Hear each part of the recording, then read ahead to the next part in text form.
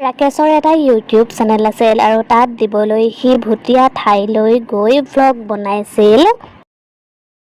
ৰাকেশে সেইবোৰ কৰি বৰ ভাল পাইছিল, কিন্তু তাৰ একমাত্ৰ ভনীয়েকে সেইবোৰ বৰ বেয়া পাইছিল। এদিন যেতিয়া ৰাতি ৰাকেশে সা-সামগ্ৰীবোৰ বান্ধি কুন্ধি যাবলৈ লৈছিল, তেতিয়াই তাৰ ভনীয়েকে, দাদা এইবোৰ কি, তই আকৌ কৰবালৈ যাবলৈ ওলাইছ? কাবেৰী, মই এখন ভুটীয়া ঠাইৰ বিষয়ে শুনিছো, তালৈ গৈ মই ভ্লগ বনামগৈ। অহ দাদা, এইবোৰ আকৌ কি? এইবোৰ তই বাদ দে আৰু তই ভুটীয়া ঠাইলৈ নাযাবি। তোৰ যদি কিবা এটা হয় তেতিয়াহলে মোৰ কি হব কচোন? আৰে কাবেৰী, মই এই কামটো কৰিলে পইচা পাওঁ, আৰু পইচা বুলিয়েই নহয়, মই এই কামটো কৰি ভাল পাওঁ। দাদা, তোৰ বাহিৰে মোৰ এই পৃথিৱীখনত কোনোৱেই নাই। তোৰ যদি কিবা এটা হয় তেতিয়াহলে মোৰ কি গতি হব তইয়ে কচোন? আচলতে কাবেৰী আৰু ৰাকেশৰ মাক দেউতাক সিহঁত সৰু থাকোঁতেই মৃত্যু হ'ল। তেতিয়াৰ পৰাই সিহঁত অকলেই থাকে। কাবেৰী, তেনেকৈ কবলৈ নাপায় নহয়। মই আজি বেছি দূৰলৈ নাযাওঁ। মই এটা ৰেল ষ্টেচনৰ কথা শুনিছো, তাত বোলে এজনী চুৰেল ঘূৰি ফুৰে, তাকো তাইৰ কেঁচুৱাটোৰ সৈতে।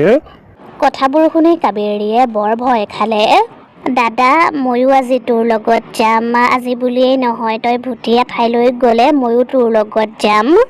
ৰাকেশে কাবেৰীক বহুতবাৰ বুজালে তাৰ লগত যাব নালাগে বুলি, কিন্তু কাবেৰীয়ে তাৰ কথা নুশুনিলে আৰু অৱশেষত ৰাকেশে তাইক লৈ যাবলগীয়া হ'ল। তাৰ পাছত দুয়োজন খোজকাঢ়ি কাঢ়ি ৰেল ষ্টেচনটোৰ ফালে যাবলৈ ধৰিলে। বহুত ৰাতি হৈছিল, সেইবাবে চাৰিওফালে অন্ধকাৰ হৈ আছিল আৰু সিহঁত গৈ গৈ সেই ভুটীয়া ৰেল ষ্টেচনটো পালেগৈ আৰু তাত পায়েই ৰাকেশে লগে লগেই ভ্লগ বনাবলৈ ধৰিলে। হেল্ল' বন্ধুসকল, আজি মই মোৰ ভণ্টিৰ সৈতে এখন ভুটীয়া ঠাইলৈ আহিছো।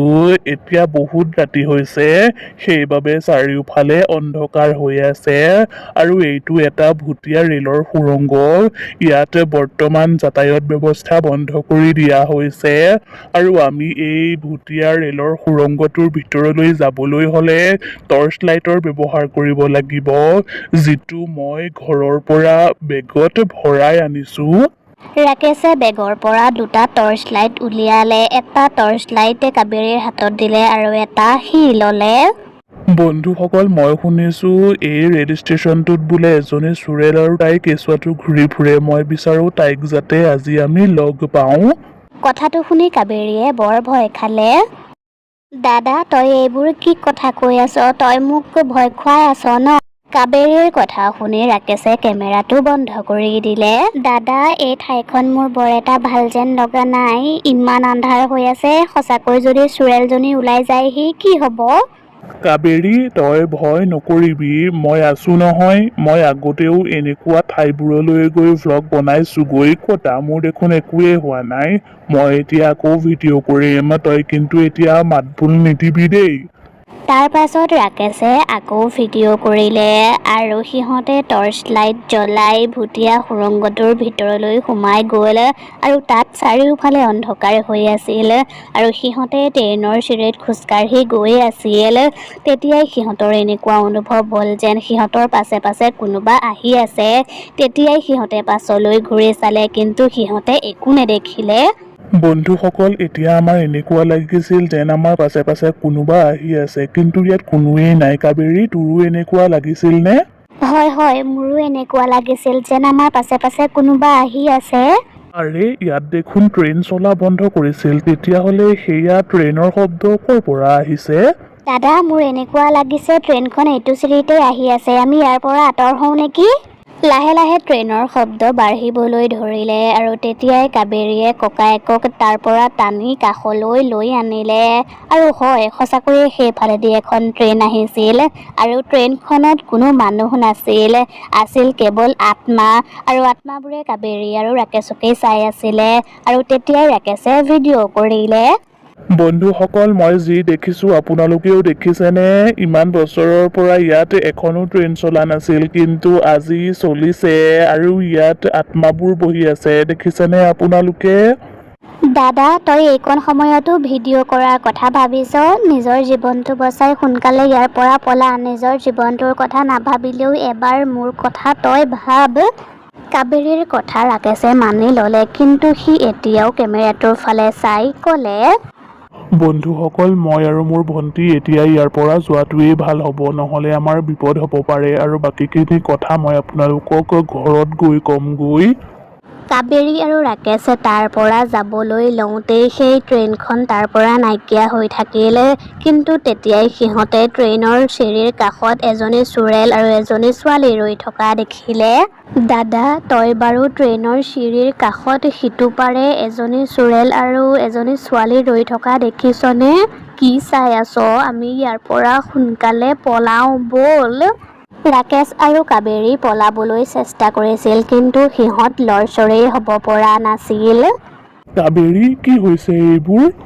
নাজানো দাদা, কি হৈছে এইবোৰ।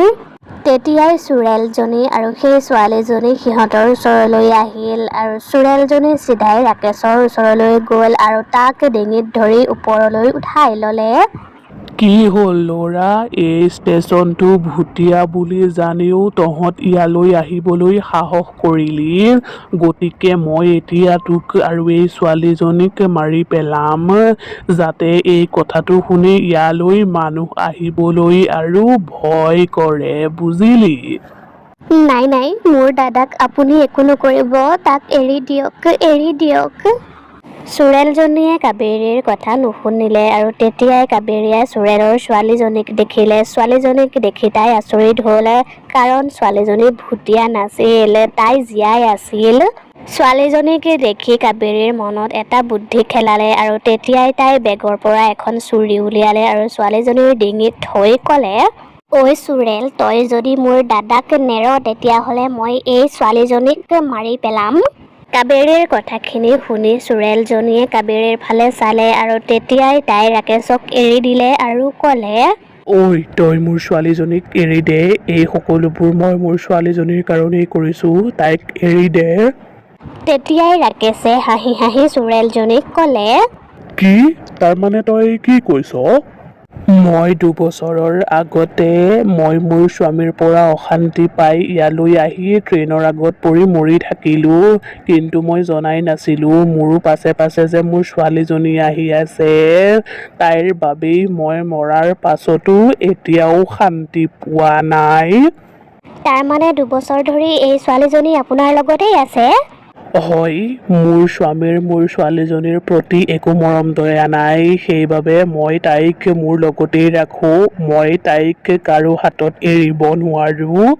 এই ভুটীয়া ৰেল ষ্টেচনটোলৈ যোন মানুহেই আহে মই তাকেই মাৰি পেলাওঁ। সেইবাবে লাহে লাহে ইয়ালৈ মানুহ অহা কমি গ'ল। এতিয়া তহঁতকো কৈছোঁ, তহঁতে যদি মোৰ ছোৱালীজনীক এৰি দিয় তেতিয়াহ'লে মই তহঁতক ইয়াৰ পৰা যাবলৈ দিম। ঠিক আছে, হ'ব। কাবেৰী, সোনকালে ইয়াৰ পৰা পলাওঁ ব'ল।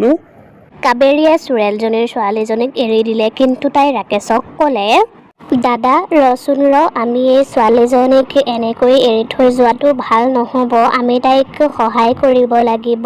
তই সহায় কৰিবিনে? কাবেৰী, তই এইবোৰ কি কৈ আছ?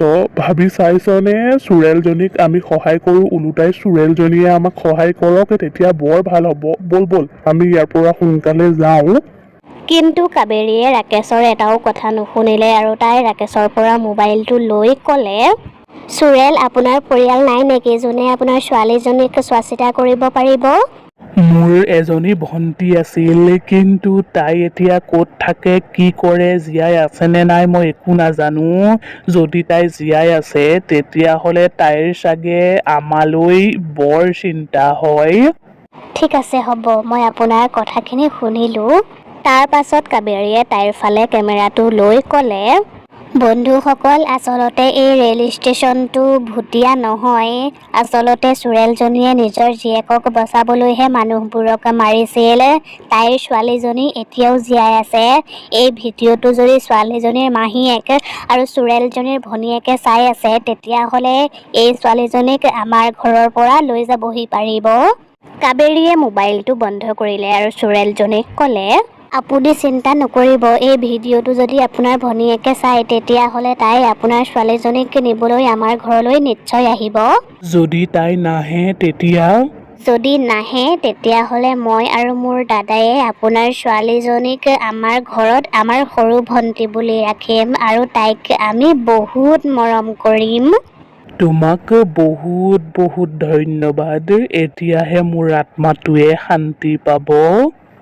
তাৰ পাছত কাবেৰী আৰু ৰাকেশে ছোৱালীজনীক লৈ ঘৰলৈ আহিল, কিন্তু মাহীয়েকে ভিডিঅ'টো চায়েই পিছদিনায়েই কাবেৰীৰ ঘৰলৈ ছোৱালীজনীক নিবলৈ আহিল আৰু কাবেৰী আৰু ৰাকেশেও ছোৱালীজনীক মাহীয়েকৰ হাতত গতাই দিলে।